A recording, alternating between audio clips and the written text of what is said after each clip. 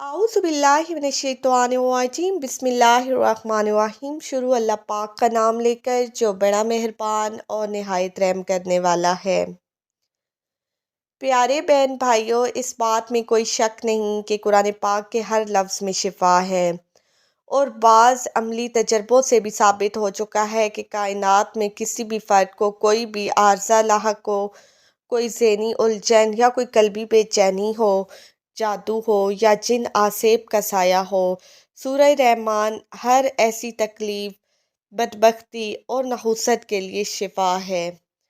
याद रखिए, अर्रहमान अल्लाह पाक की सिफ़त ख़ास जो कि बहैसियत रहमान तमाम इंसानों को, चाहे वो किसी भी मज़हब, फ़िरके या किरदार के मालिक हों, सब पर यकसा मेहरबान है। कोई इस बात को तस्लीम करे या ना करे, कोई अच्छे काम करे या बुरे काम करे, उस ज़ात पाक की मेहरबानी सबके लिए यकसा है। बिलखसूस कुरान पाक की तिलावत सुनने के सिलसिले में जब आंखें बंद करके और ज़हन को खाली करके सिर्फ अल्लाह का तसव्वुर बांध कर बैठते हैं तो कल्बो ज़हन में अल्लाह की यकसोई आपको रहमत के नूर से मुनव्वर कर देती है।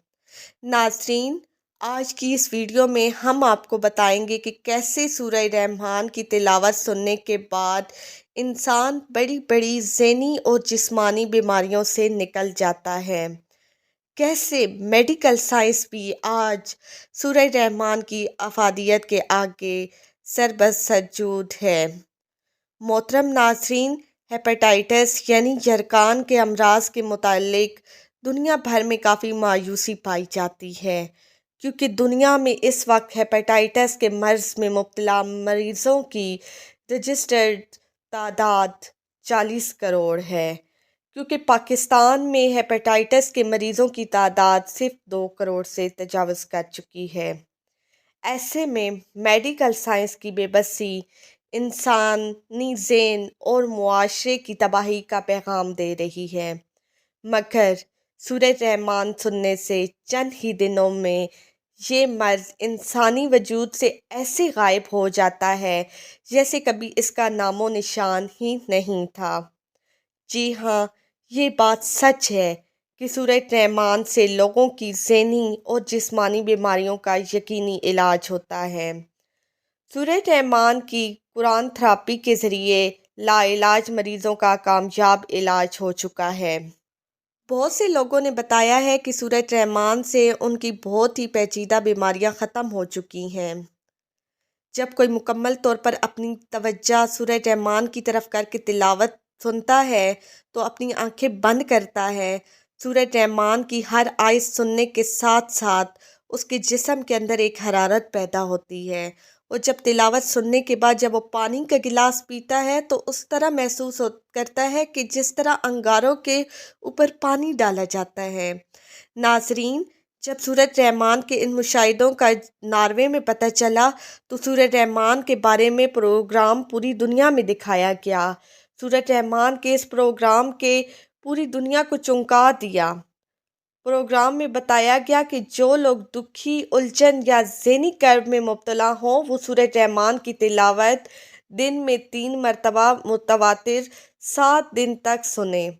7 दिन में उनको इन बीमारियों से छुटकारा मिल सकता है। नाजरीन, इसके अलावा लाहौर के सर्विस अस्पताल में आने वाले हज़ारों मरीज़ ये कलामे इलाही सुनकर सेहतयाब हो चुके हैं, जबकि सूरह रहमान की तिलावत से मरीज़ों का इलाज इस्लामाबाद के पिम्स अस्पताल, पेशावर के रहमान मेडिकल इंस्टीट्यूट और लाहौर के सर्विसेज अस्पताल के अलावा लाहौर की जिन्नाह अस्पताल, इत्तफाक अस्पताल, रावलपिंडी के नूरी अस्पताल और मुल्तान के अस्पताल में भी किया जा रहा है।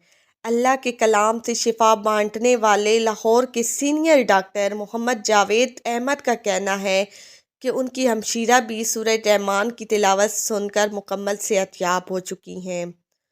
उनके पास सलीम नामी ऐसा मरीज़ भी सेहतयाब हुआ है जो कि हेपेटाइटिस का मरीज़ था। ये इलाज के अखराजात बर्दाश्त नहीं कर सकता था, लिहाजा उसने किसी के कहने पर قاری عبدالباسط کی آواز میں سورہ رحمان کی تلاوت سننے کے بعد اس نے بتایا کہ ناقابل یقین حد تک صحت یاب ہونے لگا۔ اسی طرح ڈاکٹر جاوید احمد بھی سورہ رحمان کی تلاوت سن کر موذی مرض سے شفا یاب ہوئے۔ ڈاکٹر جاوید احمد کہتے ہیں کہ سچی بات یہ ہے کہ شروع میں اسی طرح کی باتوں میں بھی مذاق سمجھتا تھا، لیکن ایک دن ایسا ہوا کہ لاہور کے ایک اہم اسپتال کے ICU میں میری ڈیوٹی تھی۔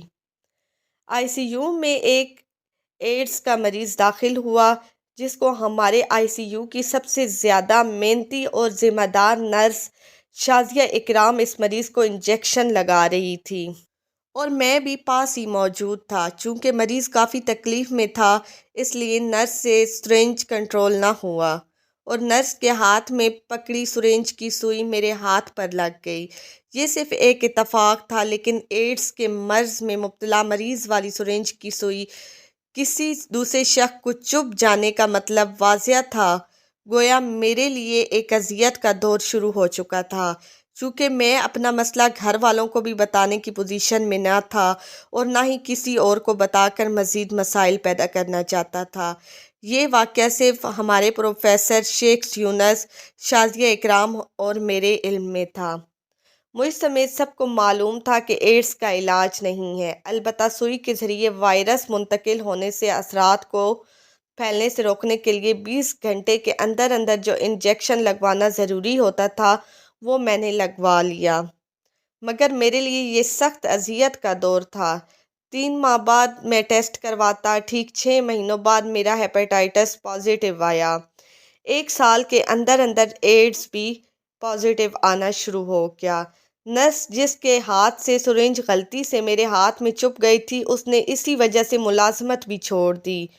اس دوران میری ہمشیرہ کو وائرل نمونیا ہو گیا، لہٰذا گھر والے انہیں میرے پاس اتفاق اسپتال لے آئے۔ جب میں نے چیک کیا کہ ہمشیرہ کے دل اور پھیپھڑوں میں سوزش پیدا ہو چکی تھی۔ بہن کی حالت اچھی نہ تھی، میں کافی پریشان تھا۔ اسی دوران ہسپتال کی ایک جونیئر ڈاکٹر میمونہ میرے کمرے میں آئیں۔ بڑے نرمی اور عاجزی کے انداز میں ڈاکٹر میمونہ مجھ سے مخاطب ہوئی کہ سر، کیا میں آپ کی بہن کی خبر لے سکتی ہوں؟ میں نے دل میں سوچا کہ روایتی جونیئر ڈاکٹرز کی طرح مجھے خوش کرنے کے لیے یہ میری بہن کو ICU میں دیکھنا چاہتی ہے۔ بہرحال میں نے ڈاکٹر میمونہ سے کہا کہ آپ دیکھ سکتی ہیں۔ میں اس دوران اپنے کمرے میں ہی رہا۔ تھوڑی دیر بعد والدہ کا فون آیا کہ آپ ICU میں آئیں۔ میں ICU میں گیا، دیکھا کہ بہن بیڈ چھوڑ کر کھڑی تھی اور والدہ سے کہہ رہی تھی کہ میں ٹھیک ہوں، مجھے گھر لے جائیں۔ میں یہ دیکھ کر اور پریشان ہو گیا کہ بہن کے غالباً ذہن میں اثر ہو گیا ہے، ورنہ اس حالت میں ICU چھوڑ کر گھر جانے کی بات کیسے کر سکتی ہے۔ میں نے بھی بہن سے کہا کہ ابھی گھر نہیں جا سکتی، آپ بہتر ہو بھی گئی ہیں، ابھی یہیں رہنا ضروری ہے۔ بہن اس بات کو نہ مانی، ویل چیئر بھی یوز نہیں کی، 2 منزلہ سیڑھیاں اتر کر گھر روانہ ہو گئی۔ میں جب والدہ کے بلانے پر ICU میں آیا تھا تو مجھے وہ منظر یاد آنے لگا کہ جب ڈاکٹر میمونہ میری بہن کو موبائل سے سورہ رحمان سنوا رہی تھی۔ مجھے لگا یہ پاگلوں والی بات کر رہی ہے، مگر اس طرح مریض اتنی جلدی ICU سے کیسے ٹھیک ہو سکتا ہے؟ بہرحال اگلے دن میں نے سارا وقت گھر پر گزارا کہ بہن کی طبیعت دوبارہ خراب نہ ہو جائے اور ہسپتال نہ لے جانا پڑے، لیکن اللہ کا شکر ہے کہ بہن کی طبیعت بہتر ہوتی گئی۔ تاہم میں واپس آ کر ڈاکٹر میمونہ سے کوئی بات نہ کی۔ یہ ضرور سوچنے لگا کہ شاید ہمشیرہ اتنی بیمار ہی نہیں تھی، گھر والوں نے خواہ مخواہ زیادہ پریشانی محسوس کر لی تھی۔ میرے بہن بھائیوں، مختصر یہ ہے کہ سورہ رحمان سننے سے نہ صرف ڈاکٹر جاوید احمد ایک ایڈز جیسے وائرس سے پاک ہوئے، بلکہ بعد ازاں ہزاروں دوسرے مریضوں کو بھی اللہ تعالیٰ نے شفا نصیب فرمائی۔ ان ہزاروں میں جرمنی سے جینیٹک سائنس میں پوسٹ PhD کرنے والے Lahore university of management science کے استاد ڈاکٹر طارق اور جرمنی میں سے آرٹیفیشل انٹیلیجنس میں PhD کرنے والے ڈاکٹر فواد رضا بخاری بھی شامل ہیں۔ ڈاکٹر طارق احمد کہتے ہیں کہ شروع میں وہ خود بھی ذاتی طور پر اس بات سے سیٹسفائیڈ نہیں تھے، لیکن جب انہوں نے اپنی ریڑھ کی ہڈی کے موڑوں L4 اور L5 ڈیمیج ہو جانے کی وجہ سے سالہ سال تک سخت اذیت برداشت کی تو بالآخر اس جانب مائل ہو گئے، اور پھر اللہ نے انہیں ناقابل یقین حد تک جلد مکمل صحت عطا کی۔